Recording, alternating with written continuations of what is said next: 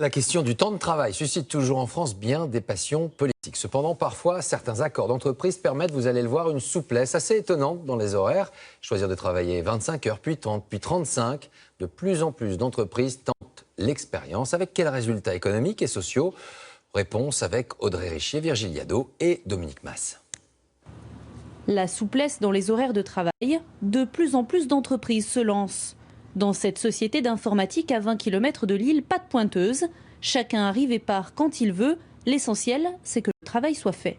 Chacun sait sur quoi il est attendu dans son travail, pour une journée, pour une semaine, pour un mois. Et c'est ça qui est important, c'est pourquoi je dois faire ça d'ici la fin de semaine prochaine. Après, c'est vraiment de l'autorégulation. Ainsi, ce père de famille a pu choisir de ne pas travailler le mercredi et d'adapter ses horaires au rythme de ses enfants. Un argument qui a compté lorsqu'il a été recruté. Quand il y a un processus de recrutement, l'entreprise liste tous les avantages qu'elle propose et c'est la seule qui l'a listé tout de suite. Et il y a même certaines boîtes avec qui j'étais en contact, avec qui je n'ai même pas osé aborder cette question, parce que je sentais que ce n'était pas dans leur esprit. À plus de 1000 km de là, à Nice, instant de partage au petit déjeuner pour Marilyn Burget et ses enfants. C'était mieux cette nuit que les autres nuits. Oh, t'as toussé. Cette mère de famille travaille, mais en cette période de vacances scolaires, elle a adapté ses horaires pour prendre du temps avec les siens. Moi, j'ai fait 9h, 15h30. Et comme ça, après, je les rejoins pour faire les sorties. On peut plus parler. On peut déjeuner en famille. Et puis, c'est bien. Pour son mari, la souplesse des horaires de travail que lui permet son entreprise est une vraie chance au quotidien. Ça nous permet de modeler et d'avoir toujours une présence adulte avec les enfants. Aller chercher les enfants à l'école, faire les devoirs, les ramener, ainsi de suite. À tout à l'heure, mon gars.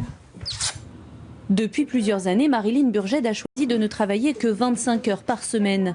Mais dès qu'elle le souhaite, elle pourra repasser à 30 ou 35 heures.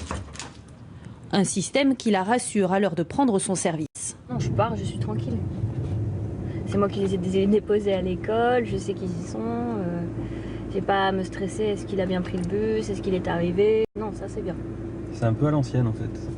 Depuis 1998 et la création de ce centre de relations clients à Nice, les 200 salariés peuvent choisir leurs horaires de prise de service et de pause repas.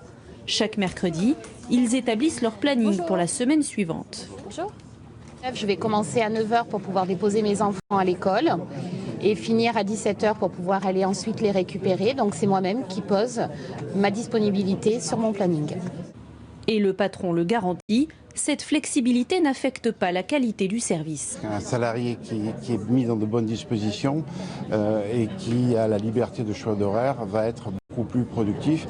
Et aujourd'hui, je peux affirmer que notre performance sociale est excellente pour la performance économique de l'entreprise.